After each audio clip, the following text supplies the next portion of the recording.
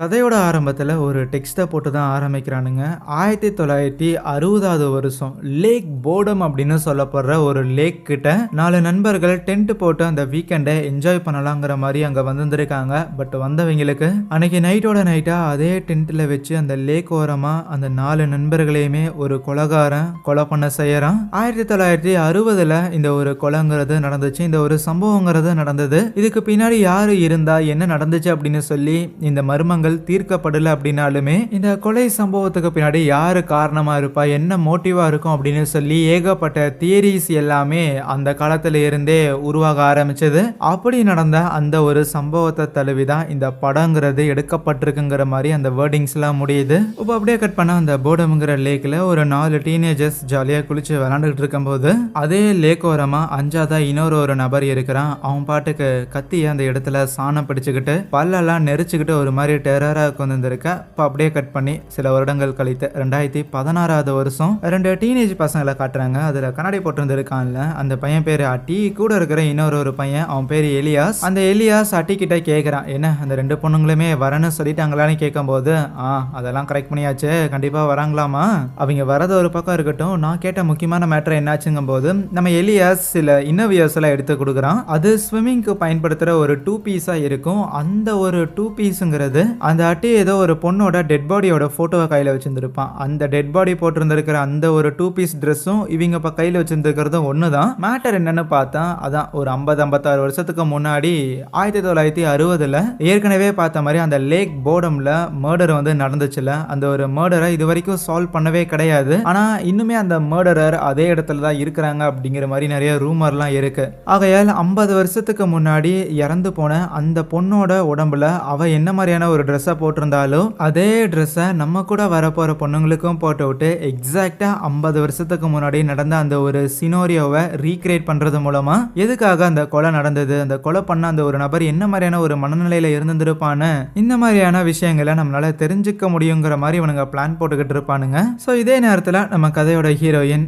அவளுமே இந்த ட்ரிப்புக்கு போகலான்னு இருக்கிறாள். ஆகையால் அவங்களோட அப்பா கிட்ட சாப்பிட்டு இருக்கும்போது பெர்மிஷன் கேட்டிருந்திருப்பாளாம். ஆனா அவங்க அப்பா அதெல்லாம் நீ போகிறதுக்கு என்னால் அலோவ் பண்ண முடியாதுன்னு சொல்லி ஒரு மாதிரி வெறப்பா இருப்பாப்ல. என்ன மேட்டர்னு பார்த்தா இவங்க ஒரு மாதிரி கொஞ்சம் கன்சர்வேட்டிவான ஒரு ஃபேமிலி போல. நம்ம ஹீரோயினோட நியூட் போட்டோங்கிறது இன்டர்நெட்ல லீக் ஆயிடுச்சுங்கிற மாதிரியான ஒரு ரூமர் ஸ்ப்ரெட் ஆயிருந்திருக்கும். ஆனா அந்த ஒரு ரூமரால தான் இப்போ கொஞ்சம் அவங்க ஃபேமிலி ஷேம்ஃபுல்லா ஃபீல் பண்றாங்க. ஆனா ஹீரோயின் சொல்லுவா, நான் என்ன நாயா வீட்லயே இருக்கிறதுக்கு அப்படிங்கிற மாதிரிலாம் அவள் லைட்டா முணுமுணுத்துக்கிட்டு இருக்கேன். கொஞ்ச நேரம் அவங்க அப்பா என்ன பதில் சொல்ல போறாரு அப்படிங்கிற மாதிரி ஹீரோயினோட அம்மாவும் காத்திருந்துகிட்டு அந்த ஆள் அனுப்புற மாதிரி தெரியல. அதனால நீ போ கண்ணு, நான் பாத்துக்கிறேன் அப்படின்னு சொல்லி ஹீரோயினை போக விட்டு இருந்திருப்பாங்க. இங்க எட்டியும் எலியாஸும் கேம்புக்கு தேவையான பொருட்கள்லாம் எடுத்துட்டு கார் எடுத்துட்டு கிளம்பலான்னு இருக்கும்போது எலியாஸ்க்கு கேள்வி இருந்துகிட்டே இருக்கும். இந்த நீலமுடிக்காரன் எட்டி பாய்வுல அப்படி என்னதான் சொல்லி அந்த 2 பொண்ணுங்களையும் ட்ரிப்புக்கு வர வைக்கிறதுக்காக கன்வின்ஸ் பண்ணாங்க, வாய்ப்பே இல்லையே அப்படிங்கிற மாதிரி யோசிச்சுட்டே இருப்பான். அதுவே இங்க நம்ம ஹீரோயின் நோரா அப்படின்னு அவரோட ஃப்ரெண்ட் ஒருத்தி இருப்பா. இவங்க 2 பேரும் தான் ட்ரிப்புக்கு போக போறாங்க. நோராவோட வீட்டுல இருந்து தான் அவங்க பிக்கப் பண்ணிக்கிறதா இருக்கும். அதனால நோராவோட வீட்டுக்கு வந்திருப்பாளா. இருப்பினும் ஹீரோயின் ஒரு மாதிரி சோகமா இருக்கிறத பார்த்துட்டு ஆப்வியஸ்லி ஃப்ரெண்ட் இல்ல, ஸோ அதனால மோட்டிவேட் பண்றதுக்காக ட்ரை பண்றாங்க. பாரு இதெல்லாம் ஒரு மேட்டரே கிடையாது, இது எதுக்கு நீ ரொம்ப பெரிய விஷயமா நினைச்சிட்டு இருக்கிற, அது மட்டும் இல்லாம இதை நீ பெரிய விஷயமா நினைக்கிறங்காட்டி தான் அது உனக்கு பெருசா தெரியுது, கமான் கொஞ்சம் மைண்டை வந்து ஃப்ரீயா வச்சுக்கோ. அது மட்டும் இல்லாம இப்போ நம்ம இந்த ஒரு ட்ரிப்புக்கு போக போறோம்ல, ஒன்ஸ் இந்த ட்ரிப்பை முடிச்சுட்டு வந்தோம் அப்படின்னா நீ புதுசான ஒரு ஆளா இருக்கணும். பழைய விஷயங்கள் எல்லாத்தையுமே இந்த ஒரு ட்ரிப்லயே நம்ம விட்டுட்டு வந்துடணும். நீ இன்னும் பெட்டரான ஒரு பர்சனா மாறுறதுக்காக தான் இந்த ஒரு ட்ரிப்புங்கிறதே இருக்க போகுது, அதுக்காக தான் நம்ம போறோம் அப்படிங்கிற மாதிரி மைண்டை வச்சுக்கோ அப்படின்லாம் சொல்லி மோட்டிவேட் பண்ணுவா. அதுக்கப்புறம் அந்த 2 பசங்களும் நோராவோட வீட்டுக்கிட்ட வந்திருப்பாங்களா. இவங்களுமே சரின்ட்டு லக்கேஜ் எல்லாம் எடுத்துட்டு கார்ல வந்து ஏறிக்கிறாங்க. அப்படியே ஜாலியா டிராவல் பண்ணிட்டு கதை பேசிக்கிட்டுன்னு சொல்லிட்டு ஃப்ரெண்ட்ஸா அப்படியே பயங்கர சில்லா டிராவல் பண்ணி வந்துகிட்டு இருப்பாங்களா. அப்போ அந்த டிராவல்ல நிறைய விஷயங்கள் ரேண்டமா பேசிக்கிட்டு இருக்கும்போது, என்னடா சும்மா கசன்னு பேசிக்கிட்டே இருக்கிறீங்களே, உங்க கூட பேசுறதுக்கே பிடிக்கல, சரி மற்றவங்களாம் எப்போ வருவாங்க அப்படின்னு நம்ம ஹீரோயின் கேட்டு இருந்திருப்பா. அவ அப்படி கேட்ட உடனே எலியாஸுக்கு ஒரே ஷாக்கு. கொஞ்ச நேரம் கழிச்சு அப்படியே டிராவல் பண்ணிட்டு இருந்தவங்க பொண்ணுங்க 2 பேருக்கும் ரெஸ்ட் ரூம் வருதுன்னு சொல்லி ஓரமா நிறுத்தி இருந்திருப்பாங்களா. அவளுங்க 2 பேரும் காரை விட்டு கொஞ்சம் தூரம் போனதுக்கு அப்புறம் நம்ம எலியாஸ் அந்த எட்டியை போட்டு திட்டுறான், ஏன்டாடே இப்படா விஷயத்த சொல்லாம அவங்கள கூட்டிட்டு வந்த, டிராவல் பண்ணி வரும்போதே மற்றவங்களா எங்கங்கிற மாதிரி கேட்கறான். அந்த இடத்துக்கு போனா நம்மளை என்ன நினைப்பா அப்படின்னு சொன்னதுக்கு வேற என்ன காரணம் சொல்லியும் பொண்ணுங்களை 2 பேரை தனியால அப்படி கூட்டிட்டு வர முடியாது, இதை தான் என்னால பண்ண முடிஞ்சிச்சு, கூட்டிட்டு வந்துட்டேன், நானே சமாளிச்சுக்கிறேன், நீ முதல்ல புலம்பாதங்கிற மாதிரி தான் அட்டி பதில் சொல்லியிருந்திருப்பான். அதுக்கப்புறம் அப்படியே தொடர்ந்து ட்ராவல் பண்ணிட்டு இருந்தவங்களும் கரெக்டாக சூரியன் கொஞ்சம் மறையிற ஓரத்தில் இருக்கக்குள்ள அப்படியே ரோடெல்லாம் விட்டுட்டு கரெக்டாக ஒரு காட்டுக்குள்ளே வந்துருப்பாங்க. அதுக்கு மேலே எதுவும் வழி இருக்கிற மாதிரி தெரியல. அந்த அட்டிங்கிற பையன் தான் மேப்பை வச்சுருந்துருக்கானா, வச்சு சுற்றி முற்றி பார்த்துக்கிட்டு இருக்க கரெக்டாக ஒரு இடத்துல சங்கிலியெல்லாம் போட்டு தடுத்த மாதிரி தெரியுது. ஓகே, அப்போது இந்த வழியாக தான் போயாகணும்னு சொல்லிட்டு அப்படியே காரை எடுத்துகிட்டு போகிறாங்களா. அப்படியே இந்த கார் அந்த சங்கிலியை தாண்டி போக அங்கே நிறைய இந்த மரக்கட்டையெல்லாம் வெட்டி போட்டிருந்துருப்பாங்களா. அதுக்கு நடுவில் ரத்தக்கரை படிஞ்ச லேக் போடம் அப்படிங்கிற அந்த பெயர் பலகங்கிறது இருக்கும். அடுத்தது என்னென்ன நடக்க போகுதுன்னு எதை பற்றியுமே கொஞ்சம் கூட சந்தேகிக்காம ரொம்ப இன்னசென்ட்டாக அந்த 2 பேருமே இவனுங்களை ஃபாலோ பண்ணி இவனுங்களை நம்பி வந்துகிட்டு இருக்கிறாளுங்க. ஒரு பாயிண்ட்டுக்கு மேலே லேக் கிட்ட வரைக்கும் காரை கொண்டு போக முடியாத காரணத்தால் லக்கேஜ் எல்லாம் எடுத்துக்கிட்டு அப்படியே காட்டுக்குள்ளே நடந்து வராங்களா. நேராக அந்த லேக் கிட்டையும் வந்துடுறாங்க.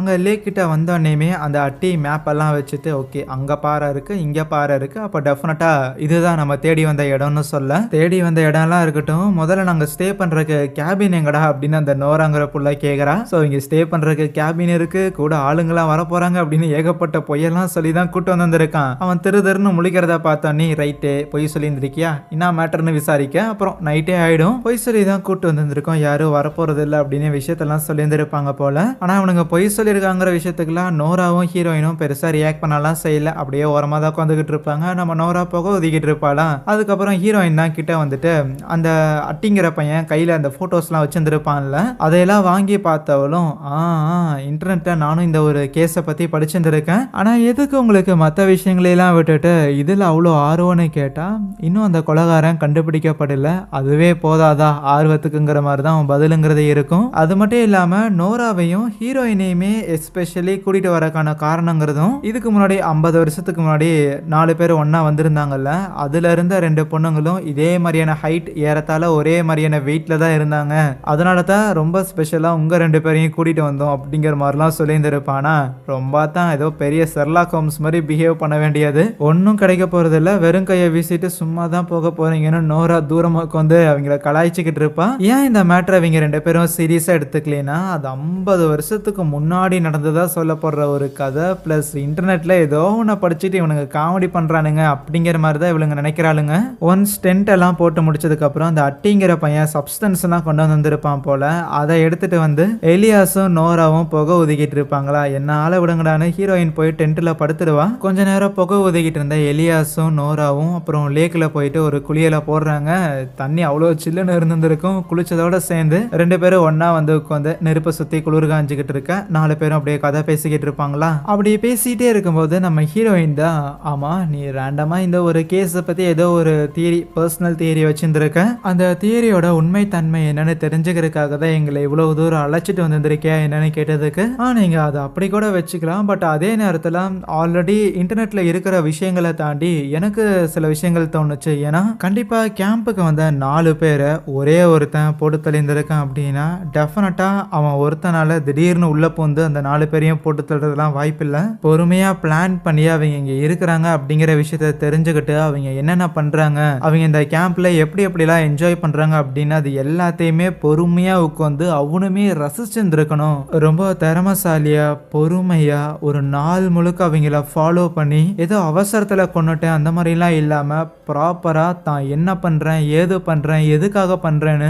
ஒவ்வொரு நுணுக்கமான விஷயங்களையும் கவனிச்சு கவனிச்சு பார்த்து பார்த்து ரொம்ப பொறுமையா சரியான ஒரு நேரத்துக்காக காத்திருந்து ஒரு வேட்டைக்கார மாதிரி அவன் இந்த சம்பவத்தை பண்ணியிருந்திருக்கான். கண்டிப்பா அவனுக்கு இந்த காடுங்கிறது அத்துப்படியா இருந்திருக்கணும். ஒருவேளை இந்த கொலையை பண்ணும்போது அவன் ரொம்ப யங்கான ஒரு ஆளா இருந்திருந்தானா இந்த 50 வருஷம் கழிச்சும் கண்டிப்பா அவன் உயிரோட இருக்கிறதுக்கான சான்சஸ் இருக்கு. அவன் இங்கதான் நம்மளை சுத்தி கூட இருக்கிறதுக்கான வாய்ப்பு இருக்குதுங்கிற மாதிரிலாம் அந்த அட்டி சொல்லிக்கிட்டு இருப்பான். அதுக்கப்புறம் நைட்டு எல்லாருமே டென்ட்ல படுத்து தூங்கிக்கிட்டு இருப்பாங்களா. அப்படி தூங்கிக்கிட்டு இருக்கும்போது வெளியில ஏதோ சத்தம் கேட்கிற மாதிரி நம்ம ஹீரோயினுக்கு தோணுது. ஆகையால இந்த மேட்ரை நோரா கிட்ட சொல்ல நோராவுமே எழுந்திருச்சு அந்த எலியாஸ்ங்கிற பையன் இருக்கிறான்ல அவனை எழுப்பி விட்டு வெளியில யாரோ இருக்கிற மாதிரி இருக்குதுன்னு சொல்லக்குள்ள அந்த எலியாஸும் யார் இருக்கிறான்னு அவன் தான் டார்ச் எடுத்துட்டு வெளியில போறான். இவங்க எல்லாருமே எழுந்திருச்சு கொண்டிருக்கிறத பார்த்துட்டு அப்புறம் அட்டையுமே எழுந்திருச்சிருவானா. என்னாச்சுன்னு கேட்டுட்டு அப்புறம் 3 பேருமே அந்த எலியாஸ் வர வரைக்கும் காத்திருக்காங்க. நேரம் போயிட்டே இருக்குது. அந்த எலியாஸ் ஆளையே காணும். ஆஹா எங்கடா போனா ஏதாவது ஆயிடுச்சா அப்படின்னு இந்த அட்டிக்கு வேற கொஞ்சம் பயங்கிறது ஏறிட்டே இருக்குமா.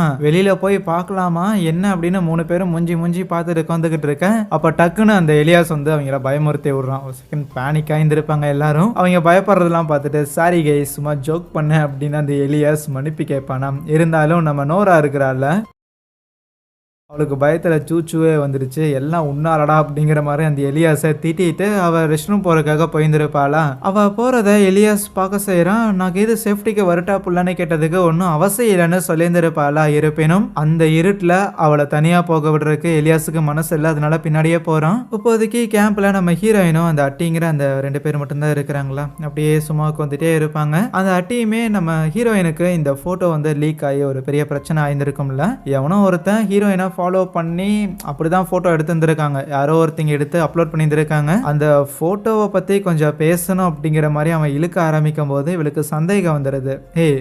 நீ உனக்கு அது யார் எடுத்தாங்கன்னு தெரியுமான்னு கேட்டா, அது அப்படி பொத்தம்பொதுவாக சொல்லிட முடியாதுன்னு அவன் சொல்ல வரக்குள்ள அப்போ டக்குன்னு டென்ட் வந்து கலண்டு விழுந்துருமா.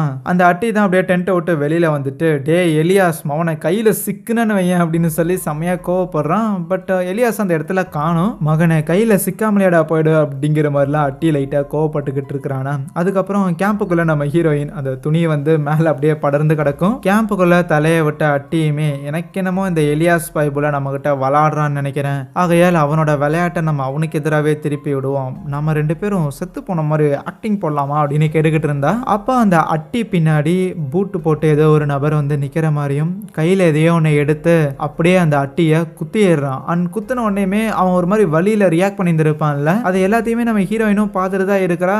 என்னடா அது இப்பதான் சாகிற மாதிரி ஆக்டிங்கை போட்டு அவங்கள பயமுறுத்தலான்னு சொல்லிட்டு நீ ஏன்டா ஏன் முன்னாடி ஆக்ட் பண்ணிட்டு இருக்கிறான்னு கேட்கும்போது வாயில இருந்து ப்ளீட் ஆகுது. ஹீரோயின் செமையா அலறிறா. அவளோட அலறல் சத்தங்கிறது நோராவுக்குமே கேட்டிருந்திருக்கும். அவளுக்குமே என்னாச்சுன்னு தெரியல. வேகமா என்னடி ஆச்சுன்னு சொல்லி கத்திக்கிட்டு வந்துகிட்டு இருப்பாளாம். அப்படி வேகமா ஓடி வரவள இந்த எலியாஸ் பைபிள் இருக்கிறான்ல, அவன் சைல இருந்து அமுக்குறான். எதுக்கு இவ்வளவு அவசரமா காட்டுக்குள்ள ஓடிக்கிட்டு இருக்கிற? நான் அவனுங்களை பயமுறுத்தினல, அதனால நம்மள பயமுறுத்துறதுக்காக ஏதோ ஒன்று பண்றாங்க போல, ஃப்ரீயா விடு, மெதுவா போலாம் அப்படின்னு சொன்னா. மறுபடியுமே ஹீரோயினோட அலறல் சத்தங்கிறத கேட்டிருந்திருக்கும். டே என்ன விடுற அப்படின்னு சொல்லிட்டு நோரா தான் வேகமா அடிச்சு பிடிச்சி முதல்ல முன்னாடி வந்திருப்பாளாம். வந்து பார்க்கும்போது அந்த அட்டி அப்படிங்கிற அந்த பையனுக்கு பயங்கரமா ப்ளீட் ஆகி அதே இடத்துல அப்படியே உயிருக்கு போராடிக்கிட்டே இருப்பான். முதல்ல அவனை வந்து இந்த டென்ட்டோட துணியெல்லாம் வச்சுட்டு கூடையே கூட்டிட்டு போகலாம் அப்படின்னு இருப்பாங்க. பட் அந்த அட்டிக்கு நம்ம சாக போறோம் அப்படின்னு புரிஞ்சிருச்சு. ஆகையால் இல்ல என்னை விட்டுருங்க அப்படிங்கிறத பயங்கரமா அப்படியே திணறிக்கிட்டு அப்படியே ரத்த வெள்ளத்துல சொல்லிக்கிட்டு இருப்பான். என்னை விட்டுருங்க, நீங்க போயிருங்க, இங்கிருந்து போயிருங்க, இங்க இருக்கவே இருக்காதீங்க, ஒரு நிமிஷம் கூட இருக்காதீங்க அப்படின்னு அவன் சொல்லிட்டே இருக்க, சரின்னு வேற வழி இல்லாம 3 பேரும் வேகமா அங்கிருந்து எஸ்கேப் ஆயிருந்திருப்பாங்களா. அப்படியே காட்டு வழியா பயங்கர வேகமா அவங்க ஓடி வந்துகிட்டு இருக்கும்போது ஒரு பாயிண்ட்ல நோரா இருக்கிறாள், அப்படியே தடிக்கி விட்டு கீழே விழுந்துருவா. அப்படியே கீழே விழுந்தவளுக்கு அவளோட ஆங்கிள் அடிபட்டு இருந்திருக்கும். அவளோட காலில் வந்து ஊன முடியாது. பரவாயில்ல இருக்கட்டும்னு எலியாஸும் ஹீரோயினும் தான் கொஞ்ச தூரம் கை தாங்கல்ல அப்படியே நோராவை கூட்டிட்டு தூக்கிக்கிட்டு வந்துகிட்டு இருப்பாங்க. பட் கொஞ்ச நேரத்துக்கு மேல அவங்களாலையும் பெருசா அவளை தூக்க முடியாம இருக்க,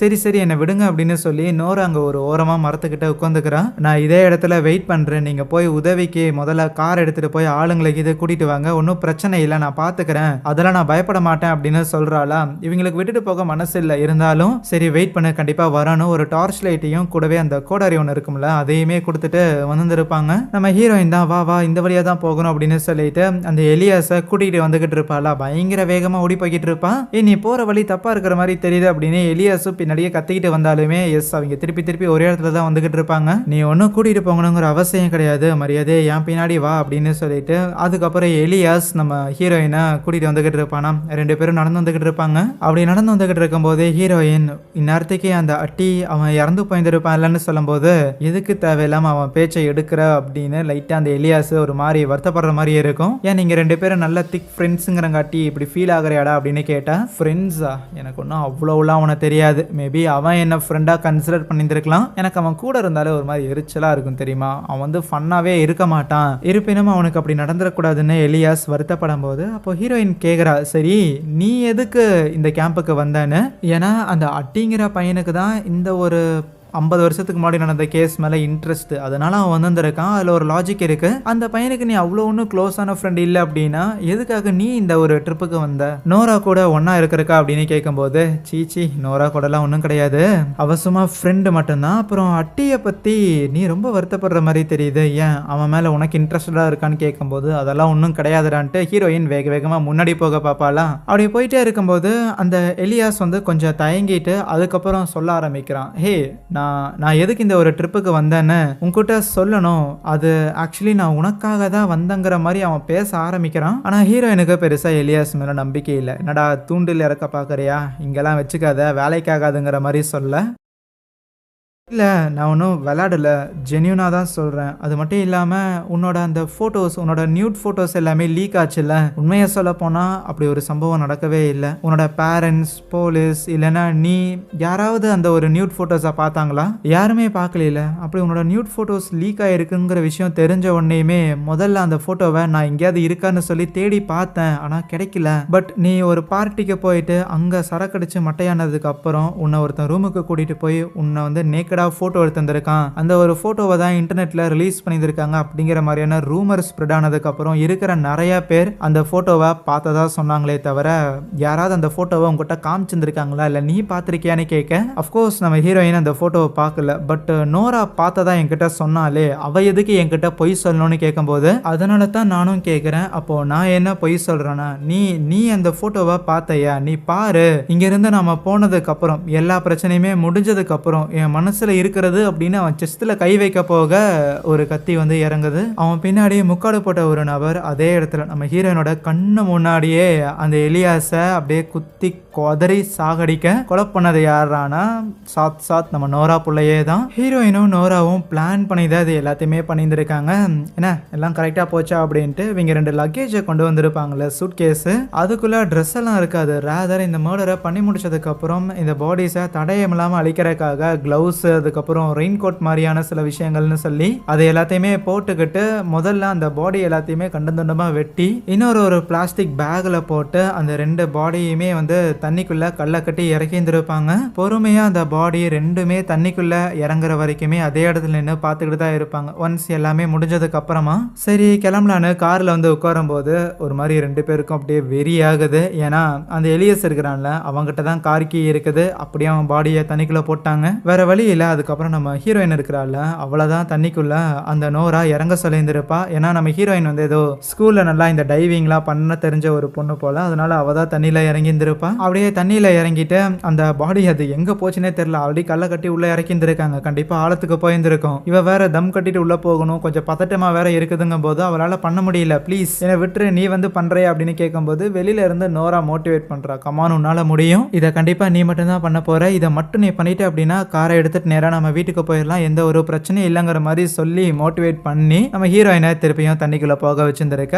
அப்போ நோரா ஆப்போசிட்ல, அதாவது அந்த கரைக்கு ஆப்போசிட்ல ஏதோ சில சத்தங்கள் கேட்குற மாதிரி ஃபீல் ஆகுது. இதுக்கு முன்னாடி அவங்க இந்த டென்ட்ல இருக்கும்போது சில சத்தங்கள் கேட்டிருக்கும்ல, அதே மாதிரி. பட் அவ உன்னிப்பா கொஞ்சம் டார்ச்ல அடிச்சு பார்த்துட்டு இருக்கும்போது அப்போ நம்ம ஹீரோயின் தண்ணிக்குள்ள இருந்து ஹே சாவி கிடைச்சிச்சுப்பா அப்படின்னு எடுத்துட்டு வரா. ஆனா அதுக்கப்புறம் 2 பேர் அப்படியே கார்ல வேகமா வந்துகிட்டு இருப்பாங்க. ஸோ இப்போதைக்கு சேஃபா வீட்டுக்கு போயிட்டு எதுவுமே நடக்காத மாதிரி இருந்துட்டாலே போதும், எல்லா பிரச்சனையுமே முடிஞ்சிருச்சு அப்படிங்கிறது தான் பேசிக்கா இவங்களோட ஐடியா, பிளான். இனிமேல் இவனுங்க காலி நிம்மதியா இருக்கலாம் அப்படிங்கிற மாதிரி தான் அவங்க இருப்பாங்க. ஏன்னு பார்த்தா ஸ்பெசிஃபிக்கா நம்ம நோரா தான் சொல்லியிருந்திருப்பா, இந்த எலியாஸும் அட்டியும் ஒன்னா சேர்ந்து தான் இந்த நியூட் பிக்ஸை, நம்ம ஹீரோயினோட நியூட் பிக்ஸை இன்டர்நெட்ல லீக் பண்ணது அப்படிங்கிற மாதிரி நோரா தான் சொல்லியிருந்திருப்பா. அதனால தான் பிளான் பண்ணி இவங்க 2 பேரையுமே எப்படியாவது காலி பண்ணணுங்கிற மாதிரியான ஒரு முடிவுக்கு இவங்க வந்திருப்பாங்க. ஸோ அதில் சக்ஸஸ் ஆயாச்சு, இனிமேல் பிரச்சனையை ஏற்படுத்தணுங்க காலி, அதனால இதை பத்தி நம்ம வருத்தப்படணுங்கிற அவசியம் இல்லைங்கிற மாதிரி நோரா பேசிக்கிட்டே இருக்க. அப்போ ஹீரோயின் ஒருவேளை நம்ம இவ்வளோ பெரிய விஷயம் பண்ணியிருந்திருக்கோமே, இதுக்கப்புறம் நம்ம 2 பேரும் ஒன்னா மீட் பண்ணாம இருக்கிறது தான் கரெக்டா இருக்கும், அப்பதான் மாட்டிக்க மாட்டோம் அப்படின்னு சொல்லும் போது நம்ம நோராவுக்கு செம்மையா கோவம் வந்துடும். ஏண்டி நம்ம 2 பேரும் இனிமேல் மீட் பண்ணிக்காம இருக்கிறதுக்காக தான் இவ்வளோ வேலையை நான் பார்த்தேன்னு நினைக்கிறியா அப்படிங்கிற மாதிரி கோவப்படுறா. என்னன்னா நம்ம நோராவும் ஹீரோயினும் ரிலேஷன்ஷிப்ல இருக்கிறாங்க. பட் நோரா தான் அதுல வந்து பயங்கர சின்சியரா இருக்கிறாளே தவிர நம்ம ஹீரோயினுக்கு பெருசா அதுல விருப்பம் இல்லாத மாதிரி தான் இருக்கு. அப்படியே கான்வர்சேஷன் ஒரு மாதிரி போயிட்டே இருக்கும்போது ஒரு பாயிண்ட்ல ஹீரோயின் ஆக்சுவலி அந்த எலியாஸ் இருக்கிறான்ல, அவன் என்கிட்ட ஒரு விஷயம் சொன்னான், நீங்களாம் சொல்றபடி அப்படி ஒன்றும் என்னோட நியூட் பிக்ஸ் எதுவுமே இன்டர்நெட்ல இல்லையாமான்னு சொன்னான். அதெல்லாம் இருந்துச்சு, அந்த எலியாஸ் அவன்லாம் ஒரு ஆளுன்னு சொல்லி அவன் பேச்செல்லாம் நம்பிக்கிட்டு தெரியாத, அதை வந்து நீ பார்க்கணுன்னே நினைக்காத சரியா, ஒரு மாதிரி பயங்கர டிஸ்கஸ்டிங்கா சொல்றக்கே அதை பத்தி பேசுறதுக்கே வந்து என்னால முடியல, எந்த அளவுக்கு அவனுங்க 2 பேரும் மோசமான ஆளுங்களா இருந்திருந்தா இதை பண்ணியிருந்திருப்பானுங்க அப்படின்னு சொல்லி ஒரு மாதிரி பேசிக்கிட்டே இப்படியே இருக்கும்போது ஹீரோயினுக்கு நோராவோட வார்த்தைகள் மேல இருக்கக்கூடிய நம்பிக்கைங்கிறது குறைஞ்சுக்கிட்டே இருக்குது. ஆகையால் அவளோட வழியிலேயே போய் உண்மையாலுமே உனக்கு என்ன பிடிச்சிருந்திருக்கு அப்படின்னா, உண்மையாலுமே நீ என்ன லவ் பண்றீன்னா உண்மையை மட்டும் சொல்லு, நிஜமாவே எலியாஸும் அந்த அட்டியும் என்னோட நியூட் பிக்ஸை ரிலீஸ் பண்ணாங்களா, இல்லனா நீ சும்மா என்கிட்ட கதை கட்டுறையானே கேட்க அப்படியே ஒரு ஃபிளாஷ்பேக் காட்டுறாங்க. இந்த நோராவும் எலியாஸும் சின்ன வயசுல இருந்து ஃப்ரெண்ட்ஸா இருந்திருக்காங்க போல. ஆனா அப்படி ஃப்ரெண்ட்ஸா இருந்ததுங்கிறது ஒரு பாயிண்ட்டுக்கு மேல நம்ம நோராவுக்கு ஹீரோயின் மேல ஒரு பயங்கரமான ஒரு ஈர்ப்பை உருவாக்கி இருந்திருக்கும். அந்த ஒரு ஈர்ப்பின் காரணமாக எப்படியாவது ஹீரோயினை நம்ம கூடயே வச்சுக்கணும் அப்படின்னு அவன் நினச்சிக்கிட்டு இருந்திருப்பா. பட் நோராவுக்கு ஹீரோயின் மேலே அட்ராக்ஷன் இருந்தாலுமே ஹீரோயினுக்கு நோரா மேலே அட்ராக்ஷன் கிடையாது. ஆப்வியஸ்லி அவள் வெறும் ஃப்ரெண்டாக மட்டும்தான் பார்த்துருந்துருப்பா நோராவை. ஆனால் இப்படி இருக்கும்போது தான் எப்படியாவது மற்றவங்க கிட்ட இருந்து ஹீரோயினை தனிமைப்படுத்தணும். அப்படி அவளை தனிமைப்படுத்தினா அவளுக்கு ஆதரவாக துணையாக நான் மட்டும்தான் இருப்பேன். அப்படி அவளுக்கு ஒரே சோர்ஸ் ஆஃப் கம்ஃபர்ட்டாக நான் மட்டும்தான் இருக்கிறேன் அப்படின்னா அவள் கடைசி வரைக்கும் என் கூட தான் இருப்பா அப்படிங்கிற மாதிரியான ஒரு எண்ணம் நோராவுக்கு தோணிந்திருக்கும். அந்த ஒரு எண்ணத்தை நிறைவேற்றிக்கிறதுக்கான ஒரு ஆப்பர்ச்சுனிட்டியா ரெண்டு பேரும் ஒரு பார்ட்டிக்கு போயிருந்திருப்பாங்களா. ஆனால் அந்த ஒரு பார்ட்டியில எந்த ஒரு சந்தேகமும் வராத வகையில நம்ம ஹீரோயினுக்கு நல்லாவே ஊத்தி கொடுத்து அவளை போதையாக்கி ஒரு ரூம்ல சும்மா படுக்க வச்சுட்டு போயிருந்திருப்பா. குடிச்சு மட்டையானதுக்கு அப்புறம் ஹீரோயினுக்கு ஆப்வியஸா என்ன நடந்ததுன்னு தெரியாது. அப்புறம் அந்த நைட்டு நம்ம நோரா ஒரு ரூமரையும் ஸ்ப்ரெட் பண்ணி விட்டுருந்திருப்பா, ஹீரோயினோட நியூட் பிக் ரிலீஸ் ஆயிடுச்சுங்கிற மாதிரி. ஆக்சுவலி அப்படி ஒரு சம்பவமே நடக்கல, அப்படி எந்த ஒரு நியூட் பிக்கும் ரிலீஸ் ஆகல. ஆனா அது ரொம்ப ஈஸியா போயிருச்சு. நம்ம ஹீரோயினை புள்ளி பண்றதுக்காக அவளும் பெருசா எதுவும் எதிர்த்தெல்லாம் பேசுற ஆள் கிடையாது. அதனால கிளாஸ்ல வேணும்னே அவளை வம்புழுக்கிற வகையில பின்னாடி உட்காந்துக்கிட்டு நான் அந்த போட்டோவை பார்த்தேன்ப்பா, ஒரு மாதிரி கேவலமா இருந்தா தெரியுமா அப்படின்லாம் பேச ஆரம்பிச்சிருப்பாங்க. அந்த விஷயங்கிறது காட்டுத்தீ மாதிரி பரவ ஆரம்பிக்க இருக்கிற எல்லாருமே நம்ம ஹீரோயினை ஓரங்கட்ட ஆரம்பிச்சிருந்திருப்பாங்க. நோராவுமே விருப்பப்பட்ட மாதிரி இந்த ஒரு சூழ்நிலையில நம்ம ஹீரோயினுக்கு ஆதரவா இருக்கக்கூடிய ஒரே ஒரு நபரா அவ மட்டும்தான் இருந்திருப்பா. பிளஸ் இப்போதைக்கு யார் இதை பண்ணினாங்க அப்படின்னு ஒரு பலியாடு வேணும்ல. ஆகையால் நோரா தான் நான் இந்த போட்டோவை பார்த்தேன் அப்படின்னும் இதை அப்லோட் பண்ணது அந்த எலியாஸுங்கிற பையனும் அதுக்கப்புறம் அந்த அட்டி அப்படிங்கிற அவங்க ரெண்டு பேரும் தான் ஒன்னா சேர்ந்து இந்த வேலையை பார்த்துருக்கானுங்கிற மாதிரி நோரா கொளுத்தி விட்டுருந்துருப்பா. ஏன் ஊர்ல எத்தனையோ பேர் இருக்கும்போது அந்த எலியாஸை இழுத்து விடணும் அப்படின்னா அந்த பையன் மேல நம்ம ஹீரோயினுக்கு ஒரு கண்ணு இருந்திருக்கு. அடிக்கடி ஹீரோயின் அந்த எலியாஸை சைட் அடிக்கிறத இந்த நோரா பார்த்துருக்கா. அதனால தான் அவன் மேல வெறுப்பு வர வைக்கிறதுக்காக இந்த மேட்டரை சொன்னாலா. ஆனா இந்த வெறுப்புங்கிறது நாளடைவில் பர்டிகுலரா ஒரு நாள் நோரா ஹீரோயினுக்கு தலைவாரி விட்டுக்கிட்டு இருக்கும்போது அவங்கள கொல்லணும் அப்படிங்கிற மாதிரி சொல்லியிருந்திருப்பா. அதை நோராவும் வரவேற்றிருந்திருப்பா. ஸோ எந்த ஒரு வாய்ப்பை பயன்படுத்தி அவங்கள போட்டு தள்ளலாம் அப்படின்னு நோராவும் எதிர்பார்க்கும் போது அந்த ஒரு டைம்ல தான் அந்த அட்டியும் எலியாஸும் இந்த லேக் போர்டம்ல 50 வருஷத்துக்கு முன்னாடி நடந்த அந்த ஒரு சம்பவத்தை ரீக்ரியேட் பண்றதுக்காக ஆளுங்களை தேடிக்கிட்டு இருக்கிறத கவனிச்சிருந்திருப்பாங்க. ஆகையால் அவங்க கூட நம்ம அந்த லேக் போர்டம் போறோம், அந்த ரெண்டு பேரையும் காலி பண்றோம் அப்படின்னு சொல்லிட்டு அவங்க ரெண்டு பேரையும் போட்டு தள்ளுறதுக்காக இவங்க ரெண்டு பேரும் ஏகப்பட்ட பிளான்லாம் போட்டுட்டு அப்புறம் தான் எதுவுமே தெரியாத மாதிரி ரொம்ப இன்னசென்ட்டா அவங்க கூட அந்த லேக்குக்கு வந்திருப்பாங்க. இது எல்லாத்தையும் சொல்லி முடிக்கும் போது ஏன் இப்படி எனக்கு நம்பிக்கை துரோகம் பண்ணணும்னு கேட்டா நீ எல்லாரையும் ஈஸியா நம்பிடுவ, அதனால தான் உனக்கு துரோகங்கள் நடக்குதுங்கிற மாதிரி தான் நோராவோட பதில் இருக்கும். சரி இருக்கட்டும், ஒன்ஸ் நம்ம திருப்பி வீட்டுக்கு போனதுக்கு அப்புறம் இந்த விஷயங்களை பத்தி நான் போலீஸ் கிட்ட சொல்ல தான் போறேன், எல்லா உண்மைகளையும் நான் வெளியில சொல்லிடுவேன்னு சொல்லும் போது நோராவுக்கு கோவம் வந்துருது. நீ இப்படிதான் பண்ணுவேன்னு எனக்கு தெரியும்னு ஒரு இரும்பு எடுத்து ஹீரோயினோட மூஞ்சிலேயே அடிச்சிருவாளா. மூக்க உடச்சு விட்டுருந்துருப்பா. பட் ஆப்வியஸ்லி பதிலுக்கு நம்ம ஹீரோயினுமே அடிக்கிறதுக்காக முயற்சி பண்ண கார்ல சரி வேகத்துல வந்துகிட்டு இருப்பாங்க. ஒரு பக்கம் ஹீரோயினையும் சமாளிச்சுட்டு காரையும் அவ்வளவு வேகத்துல நோரா ஓட்டிட்டு வர அப்போ வழியில ஏதோ ஒரு நபர் டார்ச் பிடிச்சு நின்னுகிட்டு இருப்பாங்களா. அந்த நபர் மேல இடிக்க கூடாதுன்னு நோரா அப்படியே காரை திருப்பினவ கொண்டு போய் மரத்துல மோதிடுவான். அடிச்ச வேகத்துல ஹீரோயின் மயங்கி இருந்திருப்பாளா.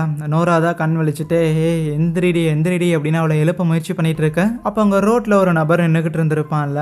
அவன் நேரா அவங்க கிட்ட வந்துட்டு அப்படியே டார்ச் லைட் அடிச்சு பார்த்து என்ன பண்ணுங்களா, வண்டி எடுக்கிறதுக்காக உதவி பண்ணட்டா அப்படின்னு கேட்குறானா. நோரா எதுவும் பதில் சொல்லல. இருந்தாலும் அந்த ஒரு ஆள் அவன் ஏதோ ஒரு டோ ட்ரக் வச்சிருந்திருப்பான் போல, அதுல இருந்து கேபிளை எடுத்துட்டு வந்து இவங்களோட வண்டியில அட்டாச் பண்ணலான்னு இருக்கும்போது நம்ம ஹீரோயினும் அதுக்கப்புறம் கண் விழிச்சிடுறாளா. அப்போ நோரா ஹீரோயின் கிட்ட இப்போதைக்கு இவங்க இந்த இடத்துக்கு வந்திருக்காங்க அப்படின்னு இன்னொரு ஒரு சாட்சி இருக்கு, அதான் இந்த ஒரு ஆளு. அதனால அந்த அட்டியை கொலை பண்றதுக்கு நீ ஒரு கத்தியை பயன்படுத்தினீல, அதை கூட இவனையும் போட்டுடலான்னு சொன்னா நான் எங்க கொலை பண்ணேன், நீ தானே பண்ணனு நம்ம ஹீரோயின் ஒரு மாதிரி கேள்விக்குறியோட நோராவை பார்க்க அப்போ நம்ம 2 பேரும் கொலை பண்ணலினான்னு ஷாக் ஆகும்போது அந்த ட்ரக் டிரைவர் கேபிளை கனெக்ட் பண்ணி அப்படியே அவ்வளோ வேகத்தில் அந்த காரை இழுத்துட்டு போகிறான். ஸோ 50 வருஷத்துக்கு முன்னாடி இந்த லேக்ல வந்த நபர்களை கொலை பண்ண அந்த ஒரு நபர் இன்னுமே இந்த காட்டுக்குள்ள இருக்கிறான் அப்படின்னு அட்டி சொன்னான்ல, அது உண்மைதான். அட்டி அந்த ஒரு நபரோட கையால தான் இறந்து போயிருந்திருக்கான். இப்போ இவங்க 2 பேரையும் காலி பண்றதுக்காக அப்படியே கையோட அவங்க 2 பேரையுமே கார்ல தரன்னு இழுத்துட்டு வந்துகிட்டு இருக்கிறானா, பயங்கர வேகமா ஓட்டிக்கிட்டு இருப்பான். வெளியில இறங்குறத பத்திலாம் யோசிச்சு கூட பார்க்க முடியாது போல, அவ்வளோ வேகமா வந்துகிட்டு இருக்கும்போது ஒரு பாயிண்ட்ல சரி இப்படியே விட்டாலாம் வேலைக்காகாது, எங்கேயாவது கொண்டு போய் நம்மளை தூக்கி போட்டுற போறான்னு சொல்லிட்டு வண்டியில இருக்கிற பொருள்லாம் கீழே தள்ளி விட்டுட்டு இவங்களுமே இறங்குறதுக்காக தயாரா இருக்கலான்னு இருக்க கரெக்டா ஒரு ஷார்ப்பான டேர்ன் ஒன்று இருக்குமா,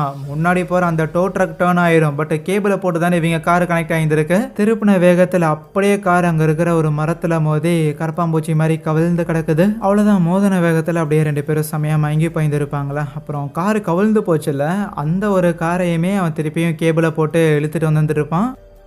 தரன்னு அப்சைட் டவுனாக இருக்கிற அந்த ஒரு காரை இழுத்துட்டு வரும்போது உள்ளேயே 2 பேரும் மயங்கி தான் இருந்துருப்பாங்களாம். கொஞ்சம் தூரம் கூட்டிகிட்டு வந்ததுக்கு அப்புறமா அந்த கார் அப்படியே ரோட்டில் விட்டவனும் அதுக்கப்புறம் கொஞ்ச நேரம் கழிச்சு திருப்பியும் அந்த இடத்துக்கு வரான். நம்ம ஹீரோயினுமே கண் விழிச்சிருந்திருப்பாளா, அவன் வரதையுமே பார்த்த உடனேயுமே வேகமாக மயங்கி இருந்திருக்க நோராவை எழுப்பி அந்த ஆள் வரான் சீக்கிரம் இங்கிருந்து போகணும்னு சொல்லும்போது ஹீரோயினும் நகர்றதுக்காக முயற்சி பண்றா. பார்த்தா அவளோட காலுங்கிறது அங்க இருக்கிற ஒரு கம்பியில குத்தி இருந்திருக்கு, அவளால் எழுந்திருக்க முடியல. ஆகையால் அட்லீஸ்ட் நீ மட்டும் இங்கிருந்து போ அப்படின்னு நம்ம நோரா கிட்ட சொல்லும்போது நோரா முதல்ல மாட்டன் தான் சொல்லுவா, இருந்தாலும் ப்ளீஸ் போ இந்த விஷயத்த பத்தி வெளியில சொல்லு அப்படிங்கிற மாதிரி சொல்லும்போது சரின்ட்டு நோராவுமே வேகமா அங்கிருந்து காட்டுக்குள்ள தப்பிச்சு ஓடி இருந்திருப்பாளா. அவ ஓடுறத அந்த கில்லருமே கவனிக்கிறான். அதுக்கப்புறம் ரொம்ப பொறுமையா அவனோட ட்ரக்கு கிட்ட போயிட்டு அவன் ஒரு நாய் வச்சிருந்திருப்பான். அந்த நாயை அவிழ்த்து விட அவ்வளவுதான், காட்டுக்குள்ள ஓடிக்கிட்டு இருக்கிற நோராவை அந்த நாய் போய் பிடிக்குது.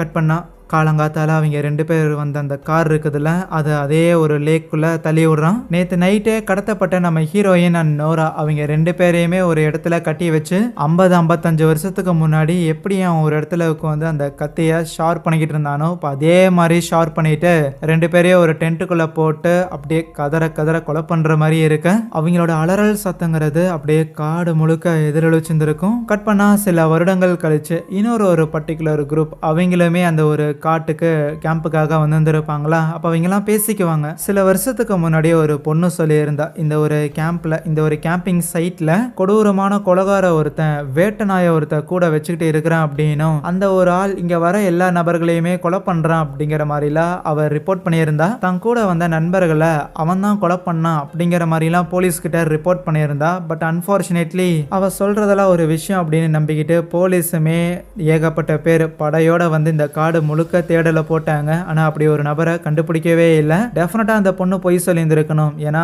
அவ பண்ண தப்ப மறைக்கிறதுக்காக வேற யார் மேலேயோ பழி போட பார்த்திருக்கான்னு சொல்ல என்ன நடந்துச்சுன்னு காட்டுறாங்க. ஆக்சுவலி அந்த நோரா இருக்கிறாள், அவளை மட்டும் போட்டு தள்ளிட்டு நம்ம ஹீரோயினை அப்படியே பேக் பண்ணி அவங்களோட வீட்டு முன்னாடி கொண்டு வந்து போட்டு போயிருந்திருப்பான் அந்த ஆளு. அதுக்கப்புறம் அவளுமே போலீஸ் கிட்ட உண்மையெல்லாம் சொல்லியிருந்திருப்பா போல. அதுக்கப்புறம் தேடுதல் வேலையெல்லாம் நடந்திருக்கும். ஆனா எந்த ஒரு ஆதாரமும் கிடைக்காத காரணத்தால இவ தான் ஏதோ ஒன்று பண்ணியிருந்திருக்கா அப்படின்னு சொல்லி நம்ம ஹீரோயின் தான் அந்த ஒரு கேஸ்ல மாட்டியிருந்திருப்பா.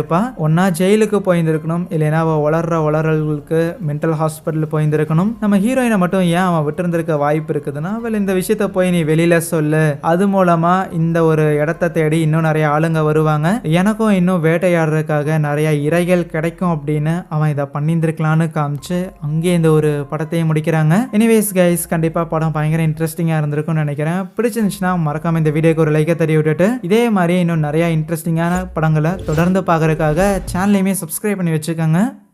So yeah, thank you.